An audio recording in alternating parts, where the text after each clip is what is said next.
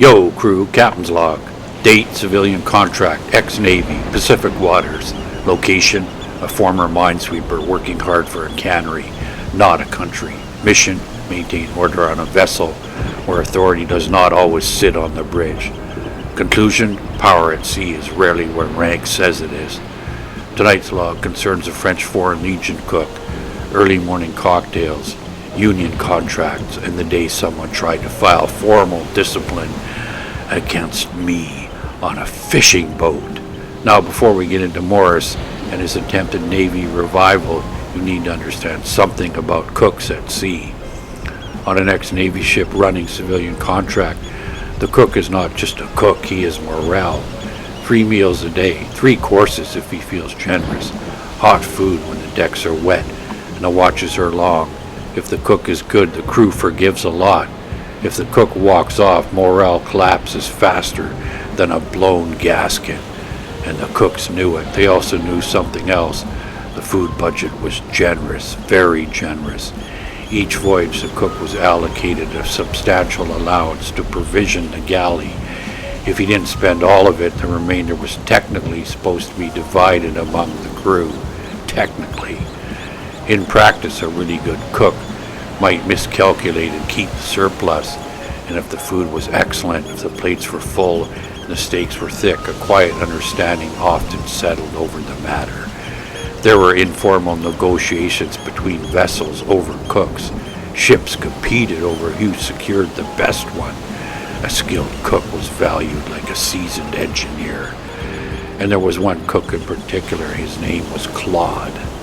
Former French Foreign Legion, he drank constantly, not reckless, not stumbling, constant. A glass of red wine near the stove, a splash of rum in a coffee mug, a steady sip while preparing sauces with surgical precision. He was one of the best cooks I ever sailed with, and he knew it. He had leverage over the captain, over the crew, over the budget, and he exercised that leverage quietly. He told me stories while chopping vegetables, stories of Africa, Liberian desert heat, sand and everything, monotony so severe it became punishment, superior officers who pushed men beyond comfort. He said he had once been made to hang by his fingertips for hours, a test of strength and endurance. When he told those stories, it didn't feel like storytelling, it felt like remembering. He carried a deep distrust of rigid authority. He resented the arrogance, the hollow performance of rank. And now, years later, he stood in a galley on a civilian vessel, holding more practical influence over morale than any officer on the bridge. I had been to chef school twice, once for French culinary training, once for traditional chef certification. I had opinions, strong ones, and sometimes I voiced them. Maybe I shouldn't have. More than once a cook left after I criticized something. I remember the captain saying to me, half amused and half exasperated, "Jordan, stop criticizing the cooks. They keep leaving." He was right.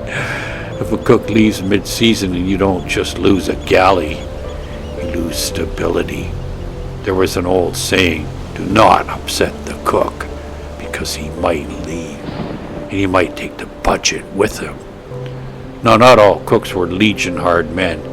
Many struggled with discipline around drink. One had a habit of mixing early cocktails for himself and the captain before lunch. More than once by midday, both of them were in no condition to make steady decisions. That left me at the wheel of an ex-minesweeper doing 17 knots, alone. The first mate and I had an agreement. He would rest in his bunk. I would remain clear-headed on watch. If I ever felt over my head, I would blast the foghorn 5 times to summon him. 5 blasts. It never came to that. Eventually that captain retired. Claude retired, and the first mate, Morris, became captain. Morris had come from the Canadian Navy. He had earned his master's ticket through the armed forces. He wore his uniform like the war had never ended. But we were not in the Navy. We were civilians. on a union contract working for a cannery. Morris believed I was not respectful enough. He believed rank transferred automatically from one world to another. It does not. We worked 6 hours on, 6 hours off, as ordered, per union agreement. When a crewman completed his 6 hours, he was to receive 6 hours of rest. Clear language. I was also working with the Native Brotherhood of BC, the First Nations component of the union. I knew the contract. One afternoon off duty and asleep in my stateroom, Morris came rushing in. No knock, no warning. "Get up," he said. "Get a bucket. Swab the decks." I had never swabbed decks. It was not my duty classification, and I was off shift. I came out of that bunk fast.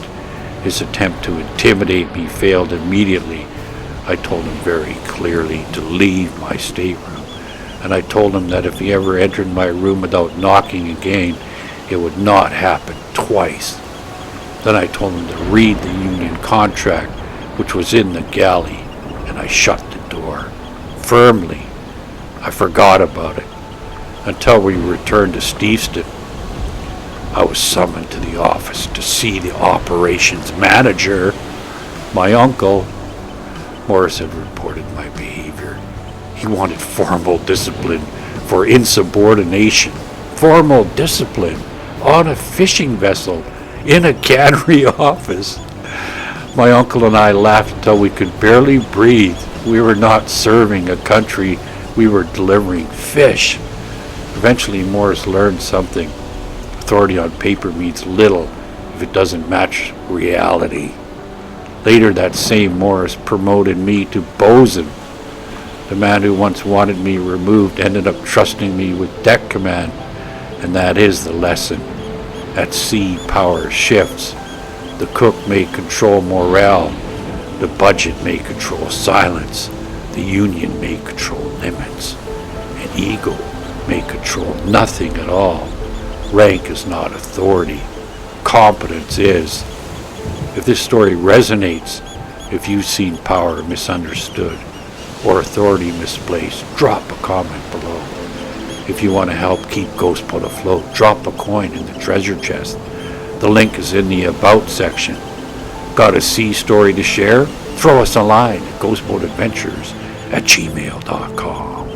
To tilt and wake, to fall and shout, Captain Jordan and his crew goes over and out.